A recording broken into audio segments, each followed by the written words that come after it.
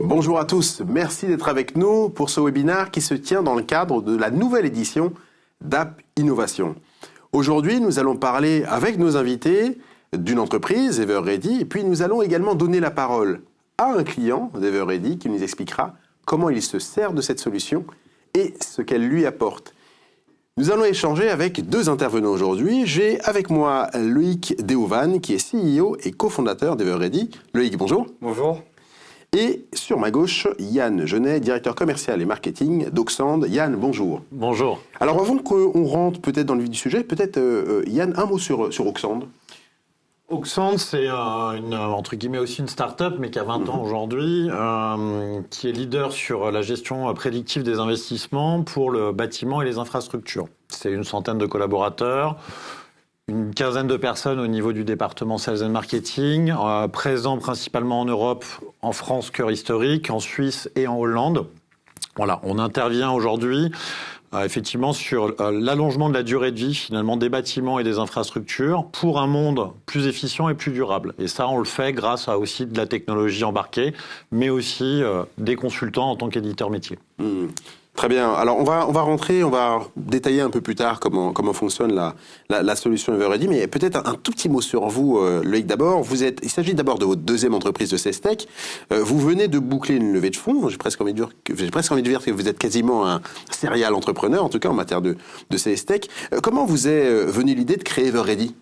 En fait, comme beaucoup d'idées, ça vient souvent du terrain. Moi, je suis un commercial à la base, commercial B2B. J'ai fait ça pendant 20 ans. J'étais commercial, directeur commercial, CEO, vous l'avez dit, d'une première start-up dans la sales tech. Et en fait, on s'est rendu compte qu'il y a une problématique qui touche tous les clients, toutes les organisations commerciales depuis quasiment 20 ans, depuis que le CRM existe. C'est que seulement 20% des informations des activités commerciales sont saisies dans le CRM. Et avec plusieurs impacts derrière, puisque quand on n'a pas... Pourquoi elles ne sont pas saisies, pardon, lui ? Qu'est-ce qui explique justement le fait qu'elles ne soient pas saisies ? On rentre dans quelque chose de très terrain. Ouais, voilà. Yann pourra en parler, mais en fait, pour tout un tas de raisons, en fait, le commercial n'a pas le temps, ne voit pas aujourd'hui ou non plus l'intérêt de ressaisir une information qu'il a par ailleurs dans d'autres systèmes, et se focalise vraiment sur son business. Donc, pour plein de raisons, le CRM aussi qui n'est pas forcément souvent une super interface, un peu plus lourd. Donc, voilà, il y a pas mal de raisons que les entreprises connaissent bien qui font que les commerciaux aujourd'hui ne saisissent pas toute l'information et on ne peut pas leur demander de passer trop de temps et de saisir toute cette information. Résultat, c'est que l'information n'est pas présente dans le CRM. Le CRM, qui est un outil fantastique, ne peut pas délivrer toute sa valeur. Et il y a différents impacts en fait qui vont arriver. Donc le forecast d'activité commerciale est difficile à faire. Le pilotage des équipes, le marketing aussi est impacté, puisqu'on n'a pas la data, donc les campagnes marketing vont être aussi impactées. L'exécution commerciale, on va dire au sens large, va être impactée par ce phénomène. Une étude récente a montré que ça pouvait coûter entre 15 et 25% du chiffre d'affaires aux entreprises chaque année, une mauvaise qualité de données dans le CRM. Donc nous, on est parti de ce constat-là, on s'est dit, tiens, c'est quand même quelque chose de récurrent, qu'on vit ça depuis maintenant une vingtaine d'années. Et il y a un énorme gisement de productivité. On voit bien aujourd'hui les équipes en remote. En tout cas, on est dans un mouvement où, avec le nomadisme, les gens sont aussi à distance et où la qualité d'information, la fiabilité des informations qu'on partage est essentielle. Et on a voulu s'attaquer à ce problème-là. D'accord. Donc aujourd'hui, la réponse en tout cas que vous apportez, c'est vraiment permettre aux commerciaux de faciliter, de remplir plus facilement les données liées aux clients. Oui, c'est un des aspects, parce qu'en fait, le paradoxe, c'est que d'un côté, on n'a pas l'information dans le CRM, ce qui nous pose beaucoup de problèmes, on l'a vu, d'impact et de coûts. Et de l'autre côté, en fait, le paradoxe, c'est que cette data, cette information, elle est déjà présente dans les systèmes. Les commerciaux, toute la journée, utilisent leur téléphone, leurs emails, leur agenda. L'information, elle est déjà digitale, présente dans les systèmes. Et donc, ce que je disais tout à l'heure, pourquoi on demande à un commercial de ressaisir une information qu'il a dans sa boîte mail ? Lui, il n'y voit aucun intérêt, et il n'y a finalement aucun intérêt pour personne. On perd du temps, on perd de l'argent, voilà, c'est pas son job. Donc nous, on a fait quelque chose de très simple. On s'est connecté directement à ces outils, et on est parti sourcer l'information à la base, qu'on a récupérée, on la synchronise directement. Première valeur d'Everready, c'est de synchroniser, de mettre la data à jour dans le CRM. Voilà, première des choses. D'accord. Peut-être quelques détails supplémentaires, Louis. Comment est-ce qu'elle fonctionne, en fait, cette solution? Donc là, vous avez commencé à donner quelques éléments. Est-ce que vous pouvez nous en dire plus sur son fonctionnement? En fait, c'est très simple. En un, on va capter la data de façon directe, fiable dans les outils. Partout? Vous la captez partout? C'est-à-dire, quand vous dites que la data, aujourd'hui, elle est répartie, c'est-à-dire que on en a dans la partie commerciale, on a une partie facturation qui a de la data? Non, là on s'est concentré, pour l'instant on s'est concentré sur la partie vraiment business, les commerciaux, les outils qu'ils utilisent au quotidien, toutes les équipes commerciales. On va capter la data sur les outils qu'ils utilisent au quotidien. Donc très simplement leur téléphone, l'email, l'agenda. Il y a déjà énormément de données qui sont échangées chaque jour avec les prospects des clients. On capte cette donnée, on met à jour le CRM. Donc ça, classique. On va créer des contacts dans le CRM, un peu moins classique. Donc là, on va alimenter, on va récupérer toute la donnée qui est un peu en sommeil. Pour vous donner un exemple très concret, toutes les signatures email, on les analyse avec de l'IA. On fait une analyse sémantique et on est capable de dire, bah tiens, Loïc c'est son prénom, Deovan c'est son nom, et donc on va mettre à jour le CRM automatiquement. Donc là, on va alimenter le CRM. Donc ça, c'est le première valeur. Deuxième valeur, une fois que nous, on a compris et qu'on a vu le comportement des commerciaux, on va essayer de comprendre les meilleures pratiques commerciales et on va les propager. Donc on va comprendre l'activité, on va guider les commerciaux en leur faisant des recommandations, des suggestions, en leur disant, un peu comme Waze, je prends l'exemple de Waze parce que tout le monde comprend. On va leur dire, bah tiens, ça serait peut-être bien de faire un compte-rendu suite à ton rendez-vous, on a vu que tu l'avais pas fait, ça serait peut-être bien de rappeler tel client. Et donc, on va, avec l'expérience, avec ce qu'on appelle le machine learning, petit à petit, faire des recommandations de plus en plus fines, basées sur les succès de toute l'équipe. Donc, on va créer une intelligence collective et on va faire profiter de cette donnée globale tous les commerciaux. Donc c'est quasiment un assistant, en fait, c'est quasiment... Sur cette partie-là, d'accord. Complètement, ouais. Sur cette partie-là, on pourrait le qualifier d'assistant commercial. Donc, bon, voilà, le commercial va avoir un certain nombre de recommandations. Et la troisième valeur, c'est qu'on va donner au management des outils qui vont lui permettre de piloter son activité globalement, l'activité de ses équipes, et pouvoir corréler en fait le niveau d'activité réel de l'équipe avec le pipeline, avec le signé, avec le business, et donc améliorer cette visibilité sur quel est l'effort de mon équipe commerciale, avec quel client, où est-ce qu'on passe notre temps, comment. Bien comprendre l'activité, c'est pouvoir ensuite s'améliorer. Alors on parlera plus tard de chiffres avec Yann, mais est-ce qu'on a est-ce que votre solution donne peut-être des petits éléments comme ça, des petits chiffres, des pourcentages qui permettent de dire, on a un taux, en faisant plutôt ça, en le rappelant, on a peut-être plus de chances de signer, ainsi de suite. Est-ce qu'on a ce genre de petites données qui peut être intéressante pour le commercial lui-même et pour l'équipe en général? Complètement. Donc je parlais d'intelligence collective, c'est de faire bénéficier à tout le monde des meilleures pratiques. Un cas très simple, on va vous dire à quel moment dans la journée ou dans la semaine, c'est le meilleur moment pour appeler les prospects, où vous avez le meilleur taux de succès. On va vous dire aussi, quand tu fais telle ou telle action, voilà le pourcentage de chances que tu as en plus de signer ton deal. On va scorer les opportunités. Donc voilà, il y a plein de choses qui vont être tirées de l'analyse de l'activité commerciale à la base des informations qui peuvent paraître un peu anodines. Combien d'emails on a envoyé? Est-ce que c'est moi qui envoie les emails au client? Est-ce que c'est le client qui m'envoie des emails? En gros, est-ce que c'est moi qui vais vers lui? Est-ce que c'est lui qui vient vers moi? Combien de temps on a passé? Quel est le rythme, etc. Donc tout ça, c'est analysé, c'est compris. Il y a de l'IA derrière qui va analyser cette donnée et qui va faire les bonnes recommandations pour que les commerciaux ne ratent aucun geste, j'allais dire. Comment la solution prend-elle en charge tout ce qui tourne autour du RGPD? On sait que c'est un sujet très important, tant pour les données des particuliers que pour celles des clients, donc à plus forte raison celles des prospects. Comment est-ce que justement vous permettez à vos clients de rester dans les clous vis-à-vis du cadre légal fixé par le RGPD? C'est un enjeu très fort. Moi, c'est ma deuxième start-up dans la data, donc je connaissais très bien ce sujet-là. Dès le départ, nous, ça a été un enjeu très fort de bien évidemment être compliant avec la GDPR. Ça, c'est classique. Mais on a voulu aller un peu au-delà de ça. On a voulu créer une application, une solution qui soit vraiment éthique et responsable vis-à-vis de la donnée. Éthique dans la façon dont on la collecte, dans les données qu'on va capter, responsable dans la façon dont on va utiliser derrière la donnée. Donc, pour faire simple, à aucun moment la donnée doit se retourner contre son utilisateur. On veut créer cette intelligence collective, on veut faire adhérer toute l'équipe. Donc, on a joué sur le niveau de granularité de l'information. On a bien évidemment développé des agents intelligents qui écartent toutes les données personnelles, même si vous avez utilisé des outils professionnels, comme votre boîte mail ou autre. Dès que nous, on détecte une information personnelle, on va la sortir du process. Le logiciel elle la met automatiquement de côté. Automatiquement de côté, on ne va pas la prendre. On va jouer beaucoup sur le niveau de granularité pour donner une visibilité au management sur l'activité de l'équipe, mais pas forcément l'activité individuelle de chaque utilisateur.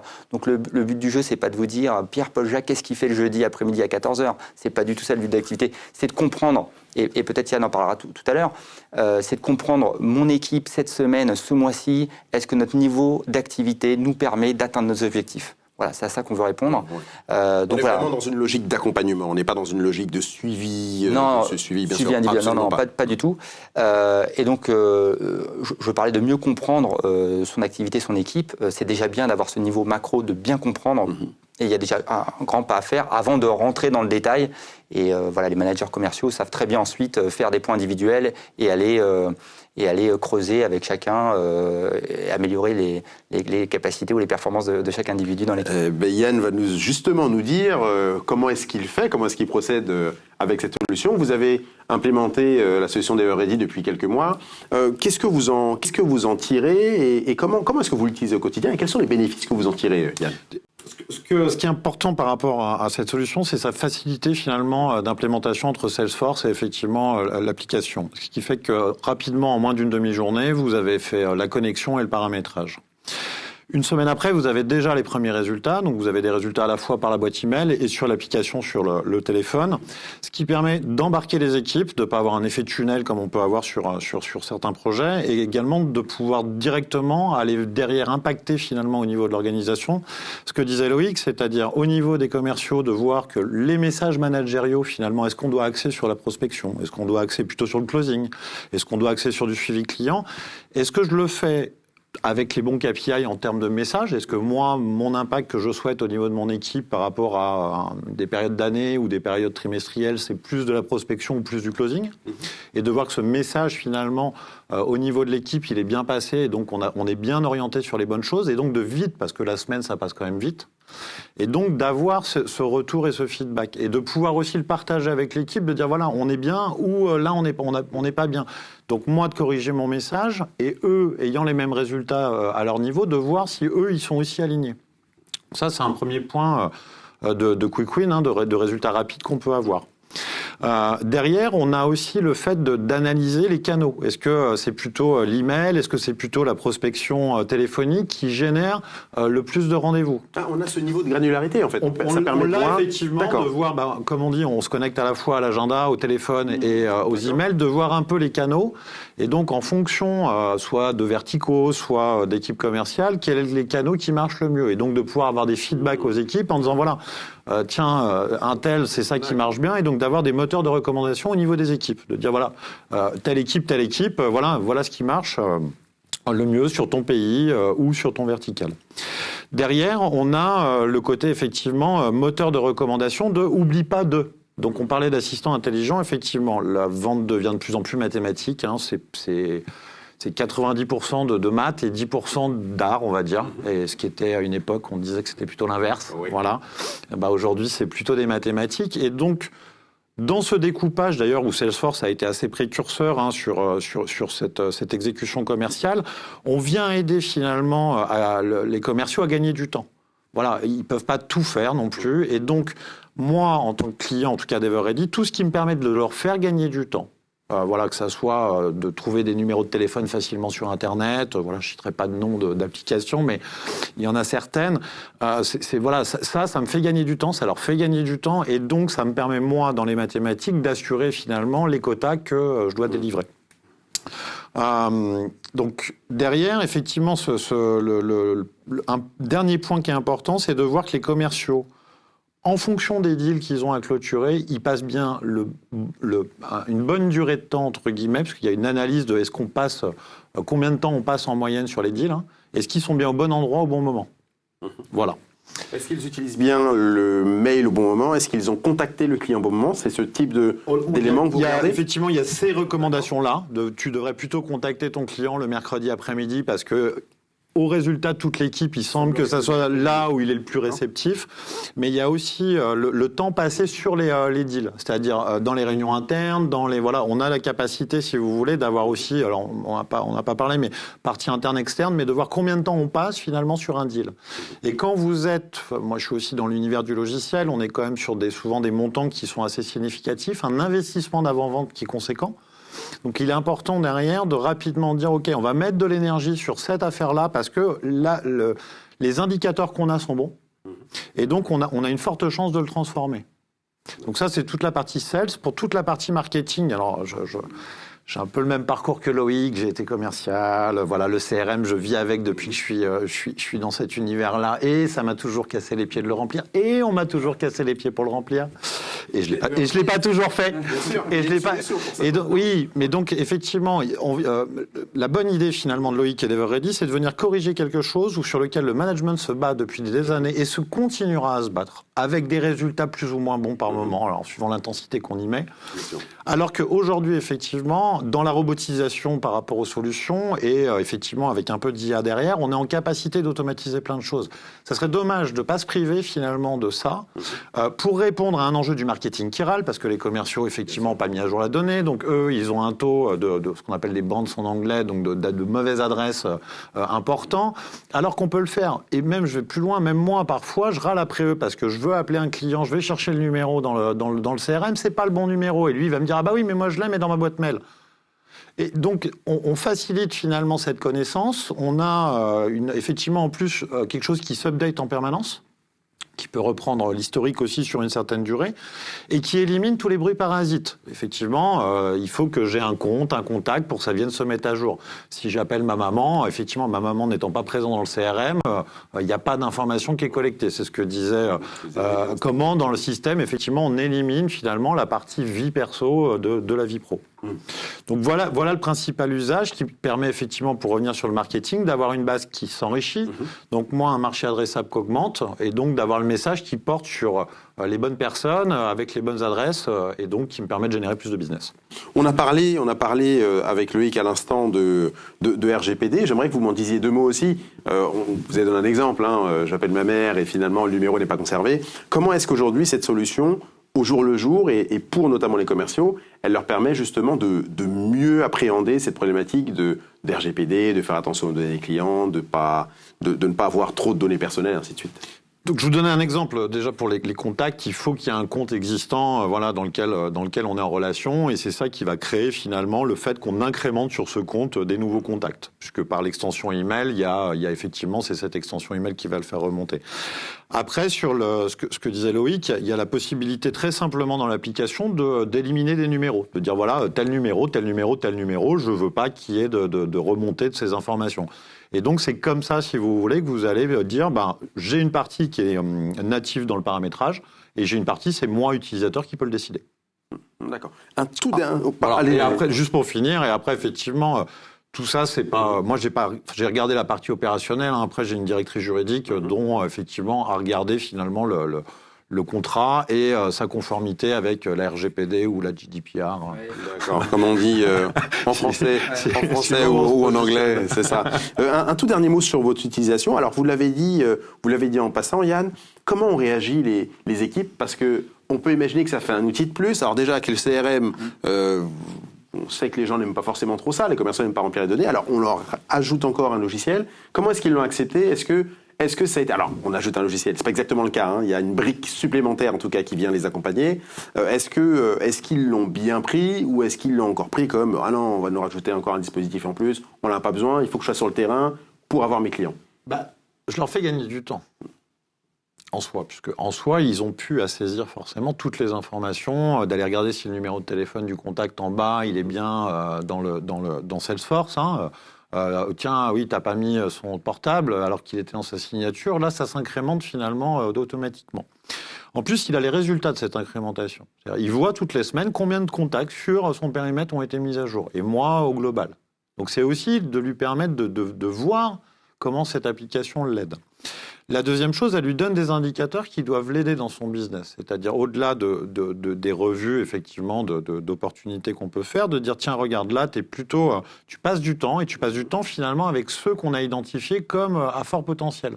C'est bien, tu es bien aligné. Ou, attention, regarde, par autodiagnostic, hein, là, tu passes beaucoup de temps, finalement, sur du suivi client, alors que moi, en ce moment, je vous demande de mettre de l'intensité sur la prospection. Donc ça permet à chacun finalement, et dans le message, de le faire dans quelque chose qui sort de l'affect. Hein. C'est pas je t'en veux pas, j'ai pas, voilà. C'est juste, regarde, prends les chiffres. Des données factuelles. Des données factuelles, effectivement, et l'agenda, effectivement, des revues d'agenda, de regarder c'est quoi l'activité, où est-ce que je peux venir t'aider. Voilà, c'est des choses qu'on fait finalement naturellement en termes de management. Là, c'est lui permettre aussi d'avoir son autodiagnostic et de dire, est-ce qu'on est bien aligné sur les bons messages? Et si on n'est pas aligné, je reviens, c'est pas un outil de flicage, c'est un outil pour les aider eux. Et dans cette aide-là, finalement, le management moderne aussi, c'est de s'appuyer sur des chiffres. C'est-à-dire, c'est plus X ou Y qui a fait ci, qui a fait... Il y a des chiffres, on revient à des modèles mathématiques qu'on plaque, on fait progresser nos collaborateurs pour qu'ils soient les meilleurs. Il y a une compétition dehors, voilà. Et donc, c'est de leur donner toutes les armes, finalement, pour être les meilleurs. Everready, c'est de leur donner, finalement, des munitions supplémentaires pour être les meilleurs. D'accord. On arrive quasiment à la fin de cet entretien. Une toute dernière question, Loïc, et très rapide, s'il vous plaît. Quelles sont, en quelques mots, les prochaines étapes de la roadmap et des évolutions qu'on va attendre et qu'on verra sur votre solution?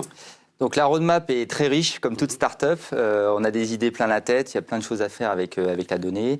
Non, je vais en profiter pour parler d'un nouveau module là, qu'on est en train de lancer, qui va être commercialisé là, dans les prochaines semaines, qui est un module de diagnostic CRM, qui va permettre d'analyser, d'un point de vue vraiment business, data, les données présentes dans le CRM. Combien l'entreprise a de comptes, combien de contacts, en moyenne combien de contacts par compte, est-ce qu'il y a des comptes qui n'ont pas de contacts, quand est-ce qu'ont été contactés les derniers, enfin combien de contacts sont restés sans être travaillés par les commerciaux, etc. Donc une analyse très business du CRM en un clic, très rapide, qui va donner cette vision diagnostique et qui va permettre aux entreprises de prendre conscience de la donnée qu'elles ont, de voir comment les dispatcher, comment l'utilisent au sein de l'organisation commerciale, toujours pour s'améliorer, pour savoir voilà, comment mon marketing va réagir, comment je distribue les comptes au sein de mes équipes, donc ce qu'on appelle le territory management dans le langage anglo-saxon. Donc voilà, ça c'est vraiment un module, je pense, très prometteur, qui a été demandé, on va dire, du terrain, et là on a sorti les premières versions, on va dire un peu en mode bêta. D'accord. Et non, très très prometteur, et donc j'invite tout le monde à regarder ce futur module très prochainement. D'accord, donc du nouveau pour Everready dans très peu de temps. Merci beaucoup messieurs d'avoir été avec nous aujourd'hui. Merci à vous de nous avoir suivis. Je vous rappelle que vous pouvez suivre d'autres contenus tout au long d'App Innovation. Je vous souhaite une excellente journée et je vous dis à bientôt.